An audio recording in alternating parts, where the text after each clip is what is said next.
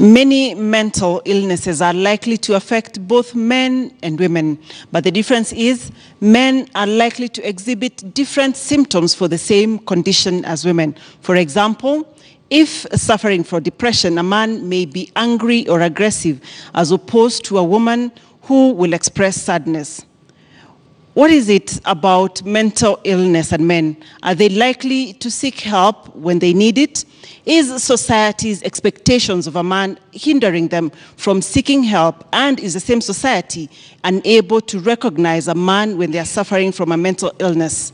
This is a discussion on Health Digest, your authoritative health show with me, Dr. Mercy Korir. And to start off this discussion on this series on men's health, we get a story from Famo Mohammed on the intersection between religion and health. Depression and anxiety are among many mental health problems plaguing youth internationally. However, in a society where religion is at its forefront, do Muslims find it taboo to receive help while suffering from mental health disorders? I took the streets of Nairobi to see if Muslims find it taboo to receive medical care and counseling if suffering from such issues. Kwa community hatutusi watu kama hao, yani ni mgonjwa tu bado unajua ni mental sasa. Right now it's changed. It's not like an issue how it is. Like an issue people like when they used to be, let's say in like a county in Mandera, they've got this kind of character, like they don't take them to hospital, you know. So I would like advise them in this generation we are, in this society, I would like advise them to do some kind of change like that.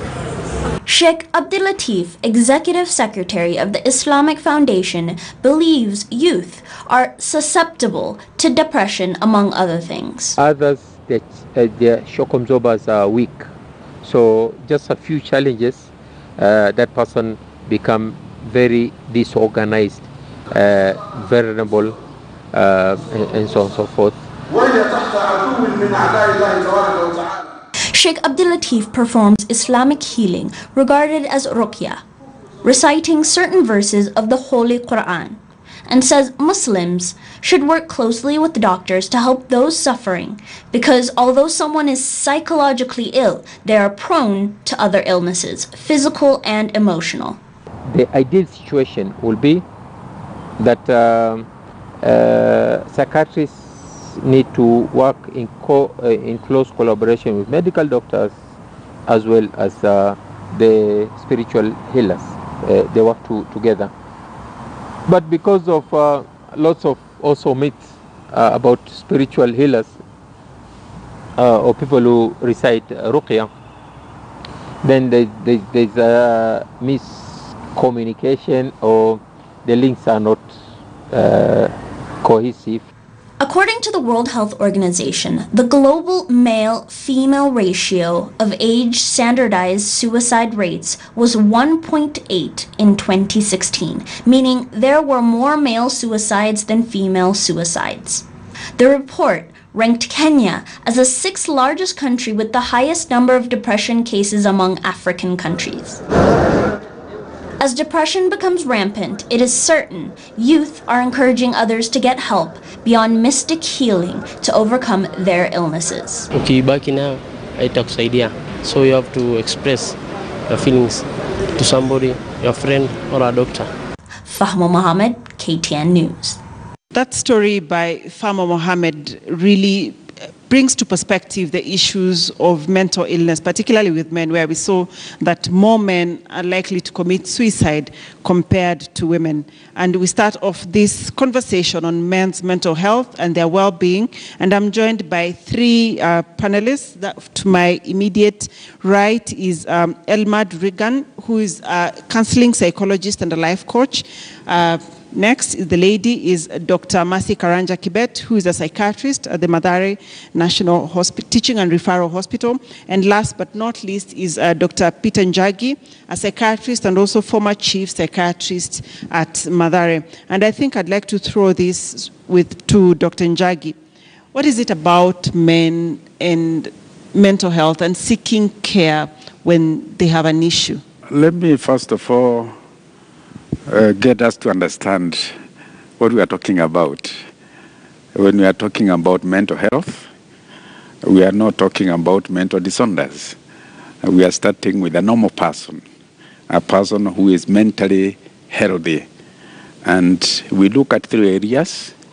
They are the feelings of the person. These are actions of the person. And there's also the thoughts, what is going through the mind. If you are thinking proper, if you are acting proper, and if your feelings are appropriate, depends on the condition, you are mentally healthy. I think that's what I call mental health. Now, if there's a problem in that, that's the time you seek help. Otherwise, if you don't have a mental health problem, then you don't need help. But then one needs to identify that they are at risk or they are having a mental problem to seek help. And we see that men are more often than not unlikely to seek care. Dr. Mercy. Yes, it's true that men and women all suffer from mental health problems. But you find a lot of time that men they are less likely to seek help or even talk about their mental illness. And therefore, you find that by the time they seek help for their mental illnesses, it's a bit late and complicated and advanced stage. And that is why you find sometimes even the completed suicide rates are higher amongst men than in women. And the same as substance use disorders, because that's a way they find to cope with mental illnesses. Okay. Elmad, from your work and everyday interaction with people seeking care because of one issue or the other, why is it, or what reasons do you get as to why men do not come, or even when they come, they are probably being forced or brought by force by somebody else? It's more or less involuntary. Yeah, thank you for having me on set. So in my daily work, daily experiences at work, often than not, the people who come to my office are females. And the females who will come will often say that, well, my wife forced me here, or my mom forced me here, or my parents forced me here. And it's because of this stereotype that is there, that men should be strong, should toughen up, should be quote-unquote African. I mean, why should you go for counseling? It's a very Western thing, so it's just a matter of wasting time. And so this stereotype makes the males feel that, well, if so-and-so didn't go for counseling or for therapy as a male, why should I, in my own capacity as a male, go for counseling? I mean, I can go to my boys, hang out, have a few shots, and the problem is sorted. But is it really the case? Because they're suffering in silence and then they're not saying it. So if we can debunk the stereotype that men should be strong all the time, then we can get more men accessing mental health services. Dr. Karanja, do you think it's easy to debunk this stereotype as Elmad is talking about? There are some cultural and societal expectations, and the roles allocated to the male and the female genders in our society.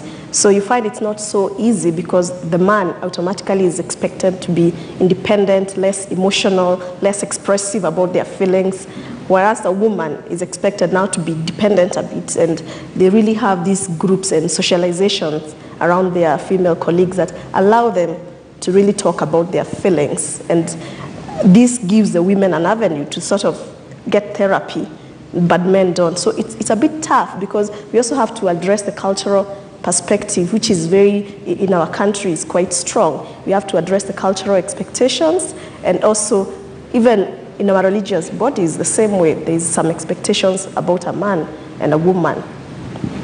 Dr. Njagi, at what point do men come to seek care when now they have found out that they probably have a mental health problem? Like my colleagues have said, I totally agree with all of them. Let me first of all say it's not just mental health, where we find women coming out in bigger numbers than men, even in the social occasions, even the church, you find majority of them are women. And we have found actually generally mental illness, like depression, is even commoner in women than men, almost 1 to 2. But the role of the man is basically the head of the house. And he is supposed to provide security and comfort. So the man must be strong. Even women want a strong man. So the way the man is wired, he is supposed to stand very firm and succumb at the last minute. So I think it's good men know. And what I can add about mental illness, quite often you don't know you need assistance. Normally, when somebody comes to see a doctor, they don't come alone. They actually come because they have been coerced, they have been pushed by the people who matter. Even if you come to see me alone, I'll ask you to come with somebody who can tell me something about the historical background so that I can understand the disease. So I think men also need help from the wives, from the women, from the children, to tell them, I think you need help. Dad, where you reach, I think you need help. So let's not just leave to the men to go for help. I think let the society also understand the men, their position, and help possibly them. to agree to help when somebody offers it, because as you said, men live in a society, and if somebody recognizes or points out that could be there's a problem, then I think one of the things is to have men possibly embrace that and be open to seeking care when a problem like that arises. Right? Let's take a question or a comment from the audience. Okay, thank you. My name is Teyong Ominde, and I just want to find out, we have seen that generally men would either be forced to seek the medical attention in cases of mental illness, or rather seek this help when it's too late. So are there some kind of red flags that would enable I as a man or the next man to identify that, yes, I have a mental illness or problem and I need to seek help? Okay, we can start with you, Dr. Karanji. Yeah, there are certain things that can point to you that indeed you're leaning towards having a mental health complication. And like Dr. Njagi said earlier, mental illnesses affect three perspectives: your thoughts, your emotions or your feelings, and your behavior. And sometimes also you find that you're not able to function properly in society.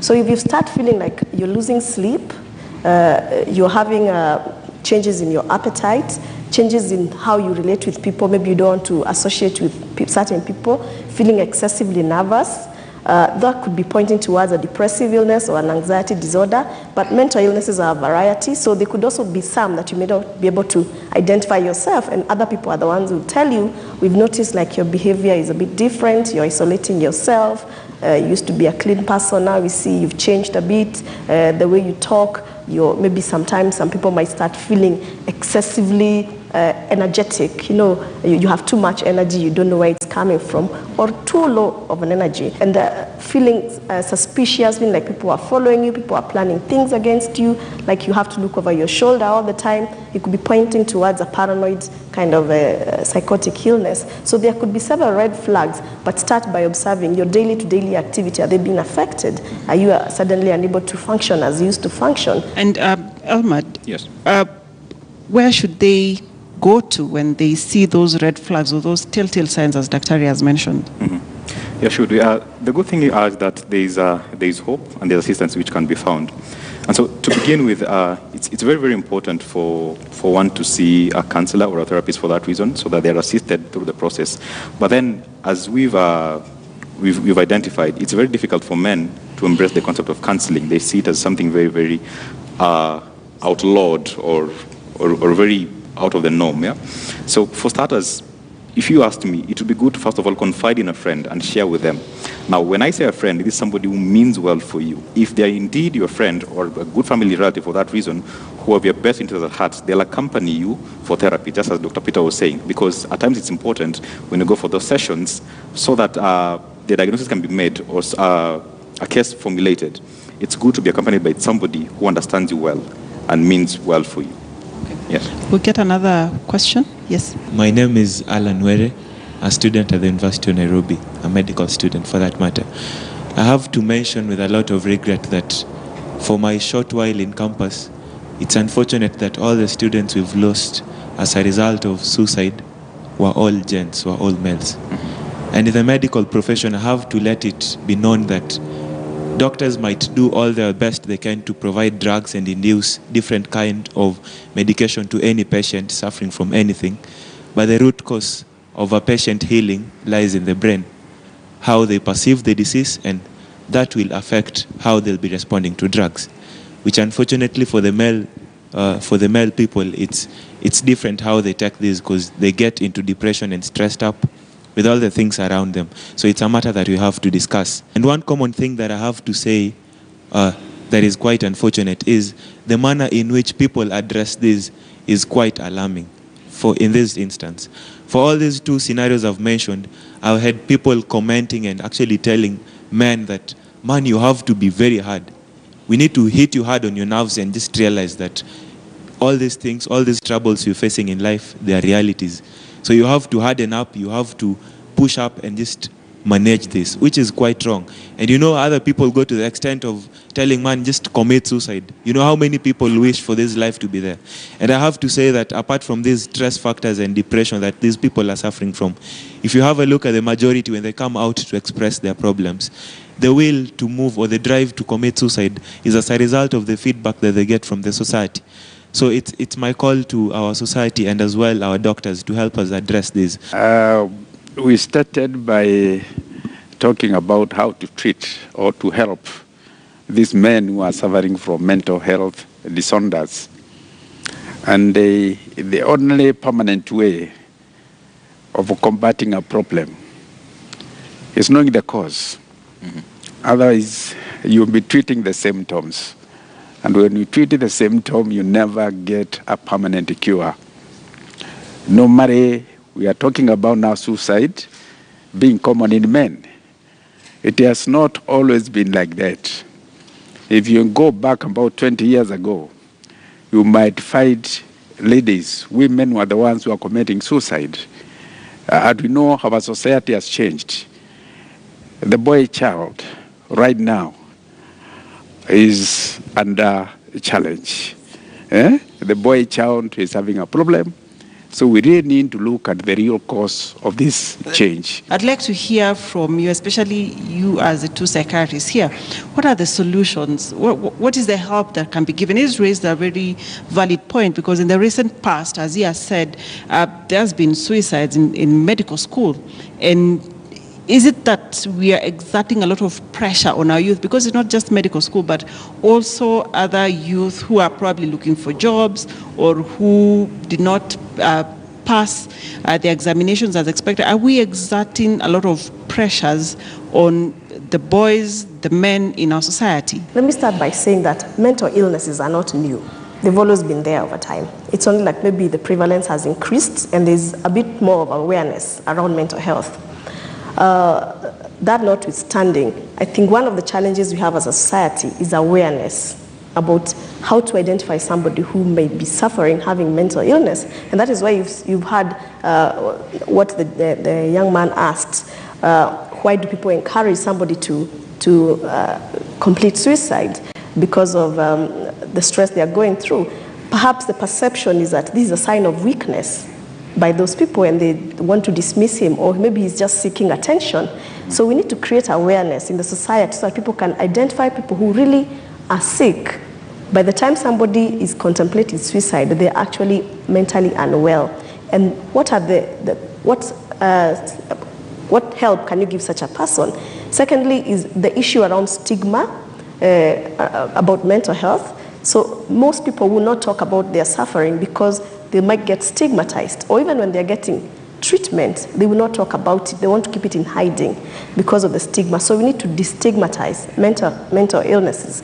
Then, of course, we also need to have people aware of what are the risk factors, who is at risk of developing a mental illness, because there are some things that can actually warn you. If you come from a family where there's a long line of people with mental illness, you need to be aware and put preventive measures that will help you not also, of course, follow the same lineage. There are measures that can be put in place to prevent mental illness, and advocacy and awareness in the society so that we help people before it's too advanced, too late.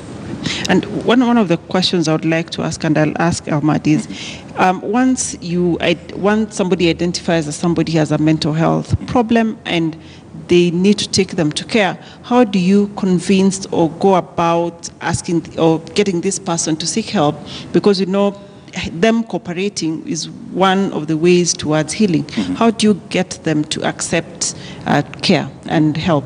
Thank you. I think one of the first avenues that we would take as professionals is to make the person understand that they have a problem. Because minus that, you'll be more or less pushing the person to seek treatment, while in themselves they don't see the problem at all. And so that's what we mentioned earlier, that it's a question of their behaviors, their thoughts, and their feelings. So if they can be made to understand that the three of these items are not in tandem or in queue, then there is need for help. Yeah. So first of all, making the person understand that, hey, I think this and this is a problem. Do you also feel that way? Now, does that mean that all cases have to go that way? No. There are some which don't follow that channel. Say, for example, if somebody is showing signs of suicide or has injured the other person, in such instances, you don't really have to negotiate with them, because what you need to address first is the problem at hand. This person is suicidal.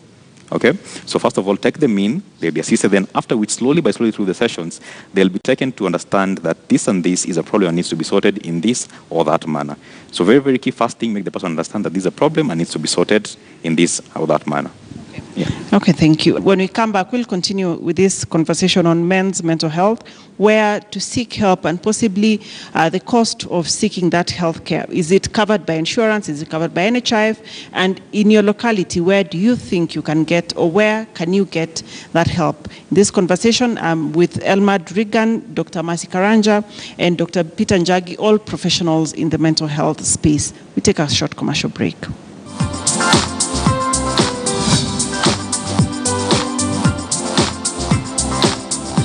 Men who commit suicide are weak. Myth. Suicide is often a last resort for someone with a mental health issue. About 800,000 people take their own lives yearly. Many more attempt suicide. It was the second leading cause of death among 15 to 29-year-olds globally in 2016.